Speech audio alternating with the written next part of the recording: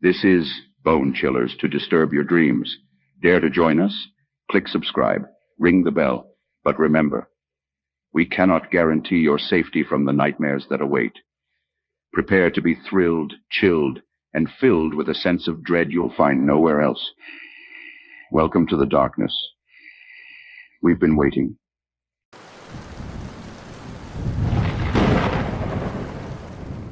The haunting of Yodok Camp, reportedly early 2000s, in the shadowed heart of North Korea, amidst the chilling whispers of the oppressed, lay the Yodok concentration camp, a place where humanity seemed to have ceased, where the fog of despair hung heavier than the densest mists. The stories that seeped out from its barbed walls were not just of brutal guards and inhumane conditions, but of something more sinister, more ethereal. The year was 2003, and I, Min-jun, was a prisoner at Yodok. Life here was a relentless cycle of labor, malnourishment, and fear. But amidst the tangible terrors, there were whispers, tales that chilled the soul more than the winter winds. They spoke of ghostly apparitions, specters of former inmates doomed to wander the campgrounds, particularly near the execution grounds. At first, I dismissed these stories as delusions, the broken fantasies of broken people. But then, I saw her, a young woman, her eyes hollow, her expression one of eternal despair. She walked aimlessly near the old execution shed, her feet barely touching the gravel. I rubbed my eyes, thinking it a trick of the light or my mind. But when I looked again, she was still there, staring into nothingness. Curiosity overcame fear, and one night I ventured towards the execution shed. The moon was a thin crescent, barely illuminating the path. As I neared the shed, the temperature dropped, and the air grew thick with an unspoken dread. There she was, the ghostly woman, accompanied by others. Spectres of various ages, all wearing the same expression of hopeless resignation. They did not notice me, or perhaps they chose to ignore the living. They whispered among themselves, their voices a haunting chorus that told tales of agony and injustice. One ghost, an elderly man, seemed to be the leader. He spoke of their lives, of the injustices they faced, both in life and in death. He spoke of being forgotten, of being denied even the peace of the grave. Their stories seeped into me, filling me with a sorrow so profound it was almost suffocating. I realized then that these apparitions were not mere ghosts. They were manifestations of the atrocities committed within these walls, echoes of pain that refused to be silenced. As dawn approached, the spectres began to fade, like mist under the morning sun. The old man turned to me, his eyes piercing my soul. "Remember us," he whispered, before vanishing into the first light of day. I stood there alone as the reality of Yodok settled around me once again, but something had changed within me. A resolve had taken root, a determination to survive, to tell their story, to ensure that the world knew of the horrors of Yodok and the souls that haunted it. Years passed, and the regime's grip on power waned. The world learned of Yodok and its horrors. The camp was eventually dismantled, a grim chapter in human history closed. But the ghosts of Yodok, they remained with me. In every shadow, in every whisper of injustice, I heard their voices, felt their presence. They were a constant reminder of the cost of silence, the price of forgetting. And so, I write this account, a testament to those lost souls of Yodok. Their haunting was not one of terror, but of a plea for remembrance, a call for justice. In their spectral forms, they taught me the true meaning of resilience and the enduring power of hope. Even in the darkest corners of human existence, where despair seems absolute, the human spirit endures, sometimes in ways beyond our understanding. The haunting of Yodok Camp was not just a tale of ghosts. It was a story of unyielding spirit, a reminder that even in death, some voices refuse to be silenced.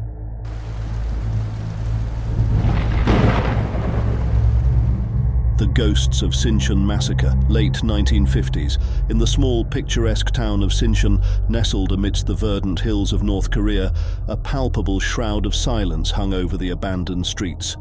It was a silence that spoke volumes, a silence born of a brutal history that the town could never shake off. Sinchon was known, notoriously so, for a massacre during the Korean War, an event so horrific that it left an indelible scar on the town's psyche. Decades had passed since that fateful period in the late 1950s, yet the townspeople still whispered of eerie sightings and unexplainable sounds that pervaded the night air. It was said that these were the restless spirits of those who perished in the massacre, unable to find peace in the afterlife. Ji-hoon, a young historian fascinated by the supernatural, arrived in Sinchon, drawn by these tales of hauntings. He hoped to uncover the truth behind the rumors, to document and perhaps understand the phenomena that seemed to grip the town in an unending nightmare. His first stop was the local museum, a somber building that housed relics and stories from the massacre. The curator, an elderly woman named Mrs. Kim, greeted him with a wary look. "You're here for the ghosts, aren't you?" she asked, her voice tinged with a mix of resignation and fear. Ji-hoon nodded, explaining his quest for knowledge. Mrs. Kim sighed, leading him through the exhibits, recounting the harrowing tales of families torn apart, of unspeakable atrocities committed. "They say the souls of the dead roam these lands, seeking justice, seeking closure," she murmured.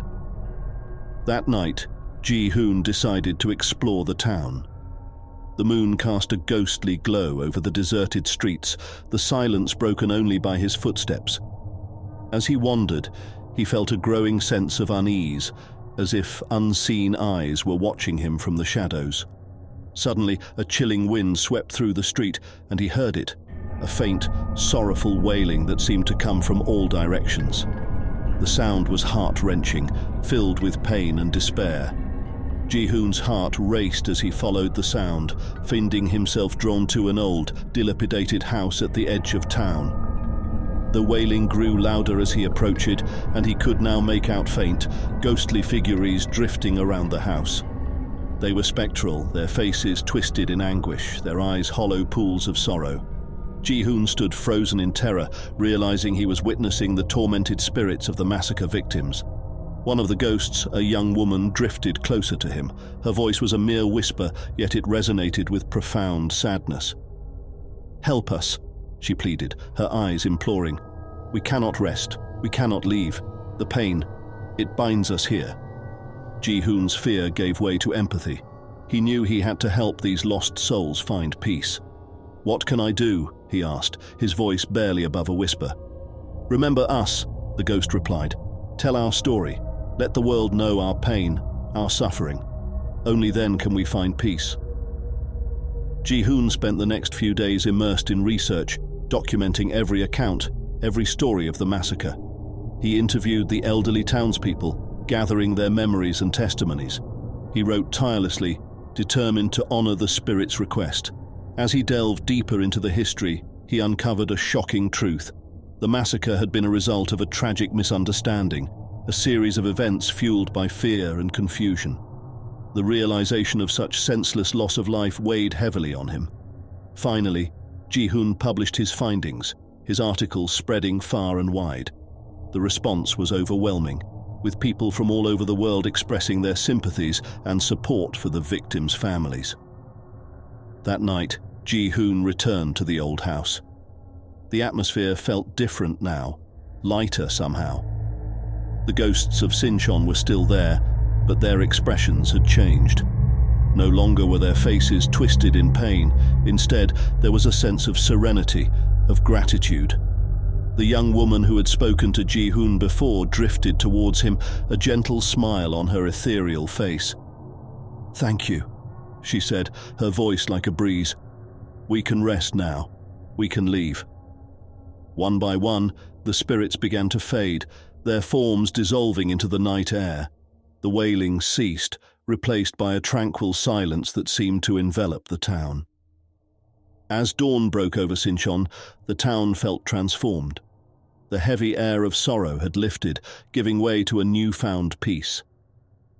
Ji-hoon stood watching the sunrise, a sense of fulfillment in his heart.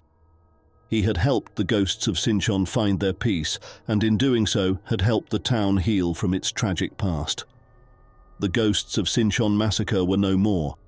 Their story, however, would live on forever, a poignant reminder of the cost of war and the enduring strength of the human spirit.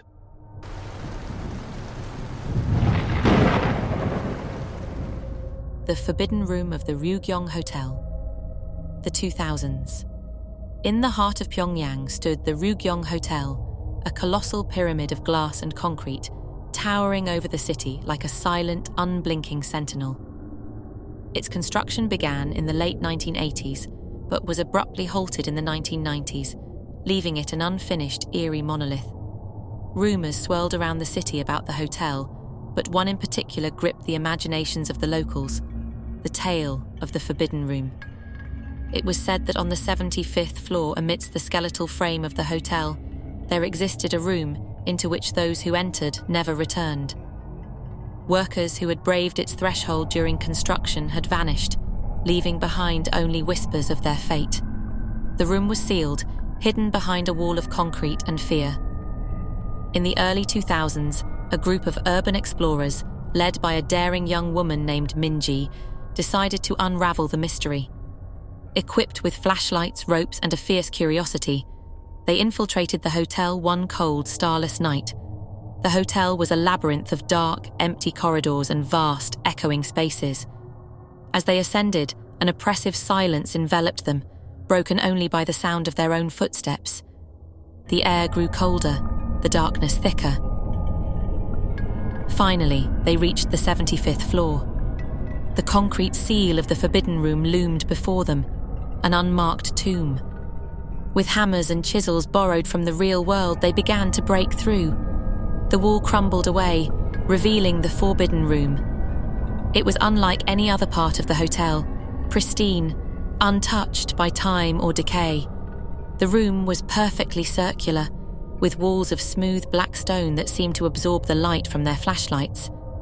In the center of the room stood a large, ancient-looking book on a pedestal. The pages were yellowed with age, filled with incomprehensible symbols and drawings that seemed to shift and move in the corner of one's eye. Minji, unable to resist, reached out to touch it. The moment her fingers brushed the book, the air turned icy. The explorers' flashlights flickered and died, plunging them into darkness.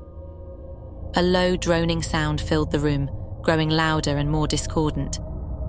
The walls seemed to pulse and breathe. They tried to flee, but the room had changed. The door was gone, replaced by smooth, unyielding stone. Panicking, they searched for another way out, but the room was a trap with no exit. In the darkness, they began to see things. Shadows moving at the edge of their vision, faces twisting in pain and terror, reaching out to them. The droning sound became a chorus of whispers, speaking in a language they could not understand, but felt in their very bones. Minji realized too late the truth of the Forbidden Room. It was not a room that had been sealed to protect the living. It was a prison, meant to contain something ancient and malevolent. By opening it, they had released it. As the darkness closed in, they understood the fate of those who had vanished before them. The room did not just steal people away, it consumed them, feeding on their fear and despair. The last thing Minji saw before the darkness consumed her completely was the book, its pages fluttering as if caught in a breeze, the symbols glowing with an unholy light. Outside, the Ryugyong Hotel stood silent in the night, its secrets buried deep within. The Forbidden Room was sealed once again, its entrance lost to time and fear. But the whispers of the missing lingered, a warning to those who would dare to uncover the darkness that lies waiting in the heart of the Ryugyong Hotel.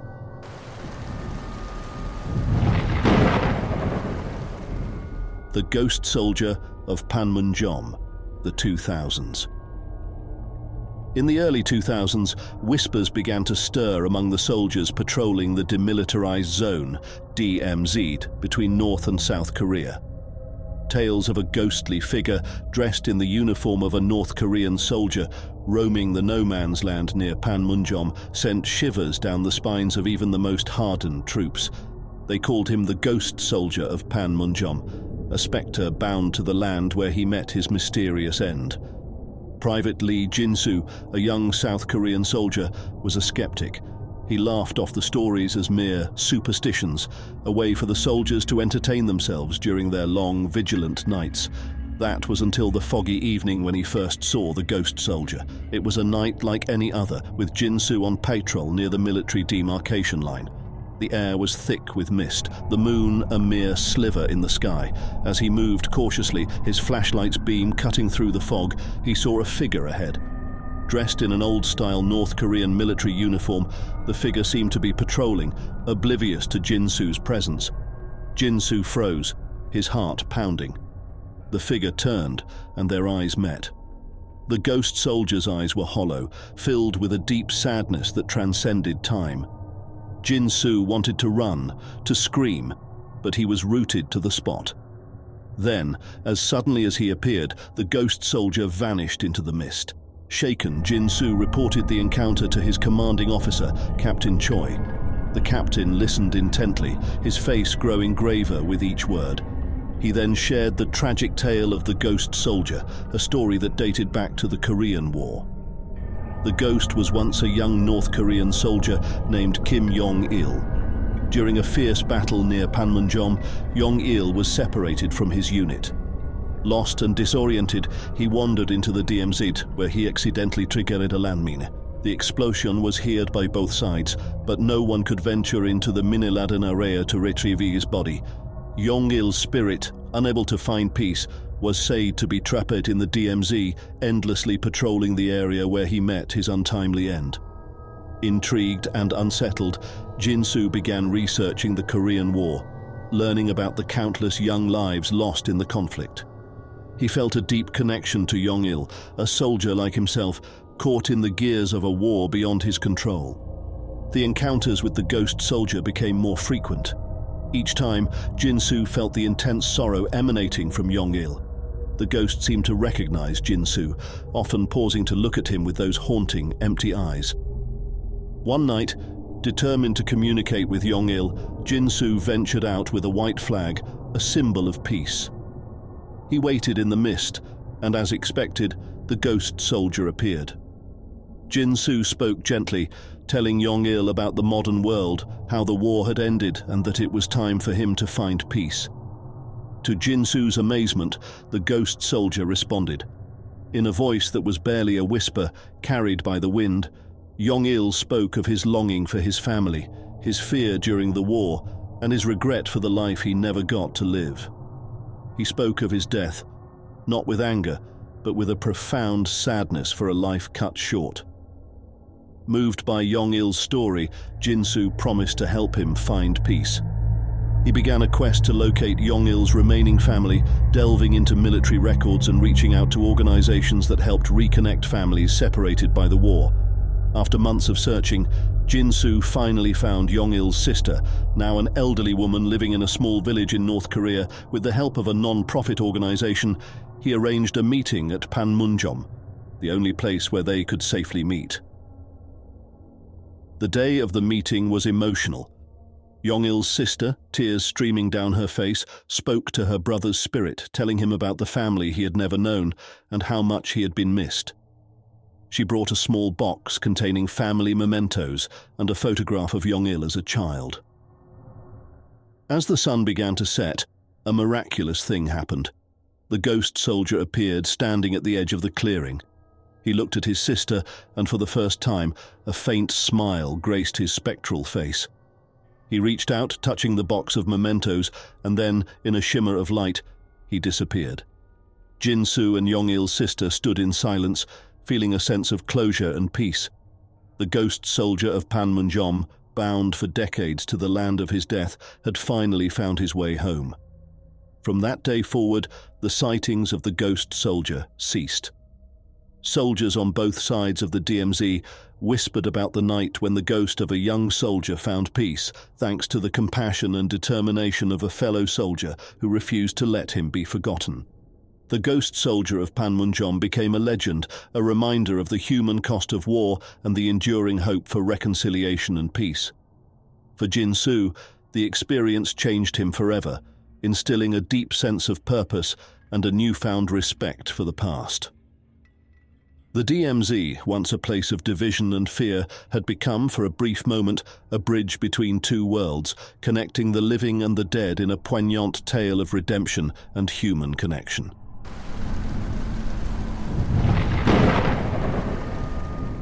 The Lady in White of Taedong River, early 2000s. In the early 2000s, the Taedong River, flowing through the heart of Pyongyang, became the center of a chilling legend. It began as murmurs among the locals, whispers of a spectral figure cloaked in white, seen wandering the riverbanks under the moonlight. She was known as the Lady in White of Taedong River. Jun-ho, a young journalist intrigued by these tales, decided to investigate. His grandmother had often told him ghost stories, but the Lady in White was different. She felt real. Armed with his camera and a notebook, Jun-ho set out one crisp autumn evening, the moon casting a silvery glow over the tranquil waters. As he walked along the river, the bustling sounds of the city faded, replaced by an eerie stillness. Then, at the stroke of midnight, he saw her. A woman in a flowing white dress, her face obscured by long, dark hair. She walked with a grace that seemed unnatural, her feet barely touching the grass. Jun-ho, heart-pounding, followed at a distance, his camera ready. As he approached, the air grew colder, and a sense of deep sorrow enveloped him. He reached out to her, calling softly, but she continued on her path, oblivious to his presence. Suddenly, she stopped and turned towards the river. Jun-ho watched in horror as she stepped into the water, the ripples of her movement disturbing the reflection of the moon. She walked deeper until the water reached her waist, then her shoulders, and finally she was fully submerged, disappearing beneath the surface. Rushing to the water's edge, Jun-ho searched desperately, but there was no sign of her. He returned night after night, each time capturing more footage of the Lady in White, but she always vanished into the river. The footage spread like wildfire, igniting a frenzy of interest. People flocked to the riverbanks, hoping to catch a glimpse of the ghost. But the Lady in White showed herself only to Jun-ho. One night, driven by a relentless desire for answers, Jun-ho ventured further along the river.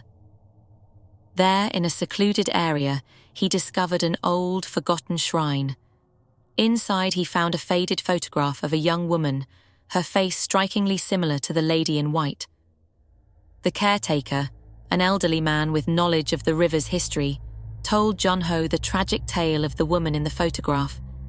She was Minji, a local who had lost her life in the river 2 decades earlier, her heart broken by a lover's betrayal. Haunted by Minji's story, Jun-ho returned to the river, this time reaching out to the Lady in White with words of comfort. To his astonishment, she stopped and faced him, her sorrowful eyes meeting his. In that moment, Jun-ho felt an overwhelming sadness, as if he were experiencing Minji's pain. He promised to tell her story, to remember her, and as he spoke, the Lady in White began to fade, her form becoming translucent. With a final grateful glance, she disappeared, leaving behind a serene silence. Jun-ho kept his promise, writing an article that shared Minji's story with the world. The Lady in White was never seen again, her spirit finally finding peace. The Taedong River returned to its usual state, but the legend of the Lady in White lived on, a haunting reminder of love, loss, and the mysteries that linger in the shadows of history.